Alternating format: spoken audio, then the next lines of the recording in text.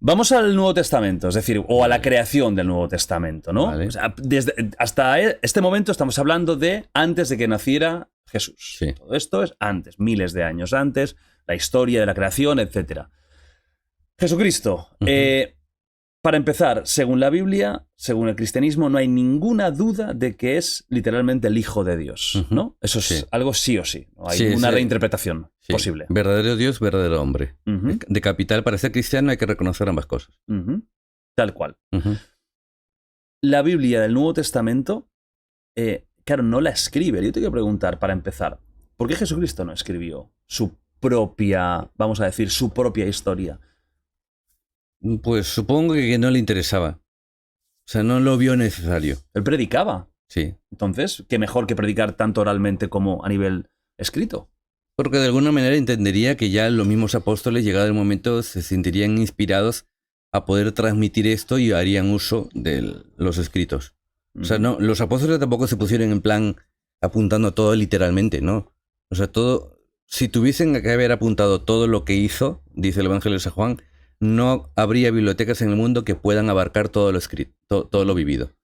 O sea, no se podrían guardar todos los testimonios. O sea, no era su pretensión.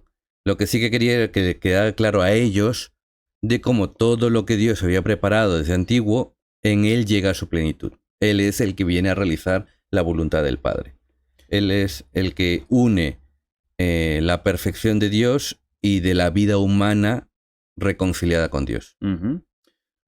Iremos con los evangelios, porque te digo, la parte del Antiguo Testamento es muy larga y son muchas tradiciones, pero la del Nuevo Testamento, pues hay una serie de polémicas en cuanto a los evangelios, cuáles sí, cuáles no, y esto me parece fascinante, realmente, ¿no? Pero cuéntame así un poco resumidamente, pero creo que para gente que a lo mejor esté más desconectada, la historia de Jesucristo desde el punto de vista cristiano, ¿cuáles son las etapas de él?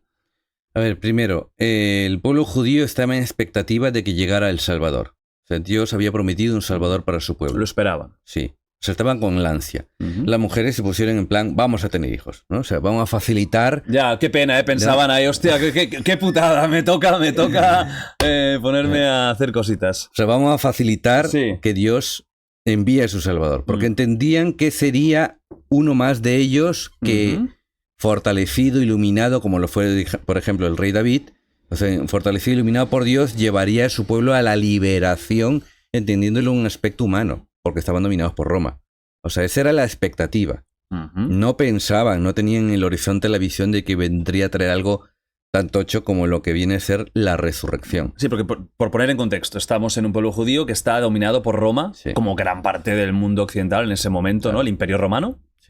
Luego hay la figura de Poncio Pilatos, etcétera, pero el Imperio Romano dominante, Sí. O sea, y hubo muchos movimientos previos a la llegada de Jesucristo que querían, por medio de rebeliones, ¿no? De levantamientos, el querer liberarse del poder de Roma, ¿no? O sea, en ese sentido, sí que había una expectativa, que llegue ya. No esperaban cómo iba a ser. Luego es Dios el que sí, llegado el momento, da inicio a su salvación, enviando al ángel a hablar con María, ¿no? Al proponerle ser la madre del Salvador, pues ella acepta, y razón por la cual, pues ella, junto con su marido, que es José, pues facilitan que nazca, sin mediación de varón, o sea, nazca el Hijo de Dios. Claro, el hecho milagroso de que no interviniera varón y se gestara un hijo, obviamente ya para María, en carne viva, o sea, en carne propia, esto es propiamente de Dios, esto no es algo humano, ¿vale? Es verdaderamente, sí que vino en la fragilidad de nuestra carne, vino mortal como nosotros, un bebé, y hace las cosas de bebé. Y luego ya, sí, huyeron a Egipto, ya que Herodes se lo quería cargar, estuvieron unos años allí, luego volvieron a la tierra de los judíos, no volvieron a Belén, sino que se fueron a Nazaret, ¿no?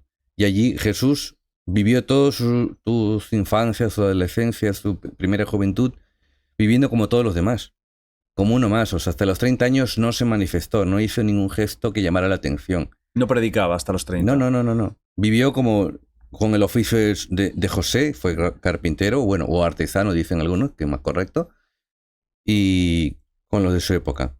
De allí que cuando empieza a predicar le empiezan a decir, pero este no es el hijo del carpintero. Que viene ahora que ha inspirado con esto. Claro, o sea, ahí es cuando viene el cambio, cuando empieza a predicar. Y él, rompiendo la tradición del momento en la que los discípulos pedían a un maestro seguirle, él fue el que buscó a sus discípulos. O sea, ahí rompió el patrón. En el pueblo judío era al revés. Los fariseos eran los que eran buscados por los que querían ser sus discípulos. Aquí es al revés. ¿Vale? Y ahí es cuando empieza a predicar, y este grupo de 12 apóstoles es los que tienen la vivencia directa de todo lo que predica y lo que hace, hasta que llega lo de su muerte y su resurrección. ¿Y el que predica diferente en cuanto al judaísmo? Porque claro, eso es como el protocristianismo, ¿no? Aún no existe como tal la religión. ¿Qué diferencias, qué predicaba de diferente para que luego hubiera una escisión completa, ¿no? De dos religiones. Vale, primero, mostrar a Dios como Padre. O sea, su deseo fue siempre mostrar a Dios como Padre. Al punto que decía, todos vosotros sois hermanos.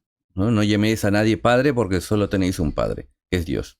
O sea, en el sentido, el modo de ver a Dios, de entenderle, siempre se le entendía como el Señor, el Todopoderoso, ¿no? El Señor de los ejércitos, que viene con el brazo extendido a cobrar venganza de sus enemigos. Pero siempre se le veía ahí así, y claro, viene Jesús y empieza a presentarlo como Padre. ¿Cómo es esto? O sea, claro, ahí es algo ya que choca de entrada, ¿no?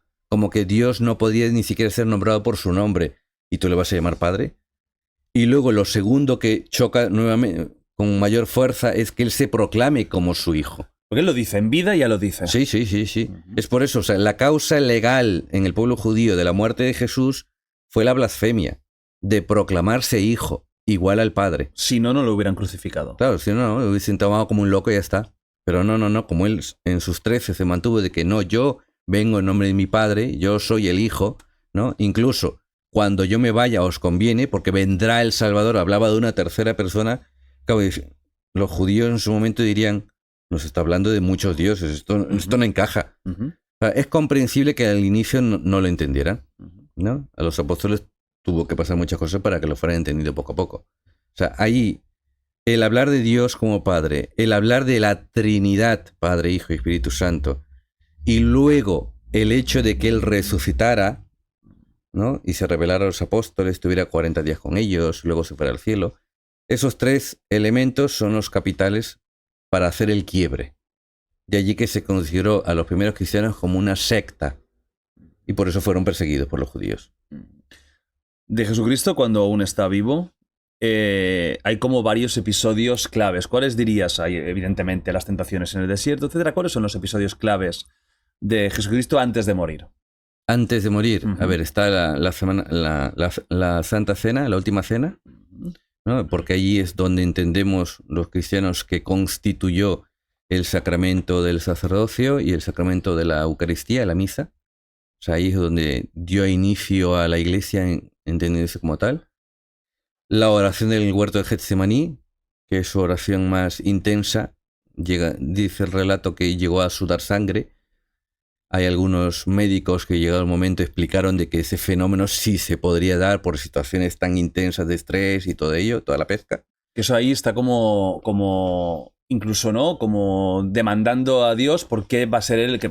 Él sabe que le van a sacrificar, ¿no? Sí. O sea, es como que ¿por qué tengo que morir, no? Es un poco la idea. Su petición es, mira, aparte de mí este cáliz. O sea, no quiero esta muerte, pero que se haga tu voluntad. O sea, la parte humana habla, ¿no? Sí. La de que no quiere sufrir y morir crucificado. Es que ninguno. Claro. Por eso lo he dicho, verdadero Dios y verdadero hombre. O sea, como hombre, algo intenso, normal.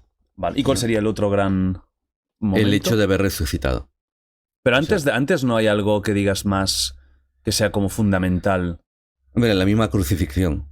El hecho de que haya sido crucificado, para sorpresa de los romanos que estaban acostumbradísimos a crucificar a gente. Vale, porque eso te quiero preguntar. ¿La crucifixión era algo que solo hicieron para él o era un método habitual de ejecución? Era el método habitual de ejecución para los que se levantaban contra Roma. Vale, era un castigo cruel para... Sí, es que los crucificaban a las afueras de la ciudad y los dejaban allí para que las aves, los cuervos se las comieran, las alimañas y todo. Y que se pudriesen los cuerpos allí, para que todos supieran, te levantas contra Roma, así vas a acabar. O sea, era un método muy sangriento, al punto de que, por ejemplo, los primeros 300, 400 años, los cristianos nunca hubiesen usado un crucifijo en el pecho. Es que no, porque habían visto lo que era una crucifixión. O sea, sí, Jesús murió, pero es que era... Ahí vieron crucificar a su padre, a su madre, a sus hermanos, a sus hijos. O sea, no era un instrumento devocional, no era un instrumento de tormento.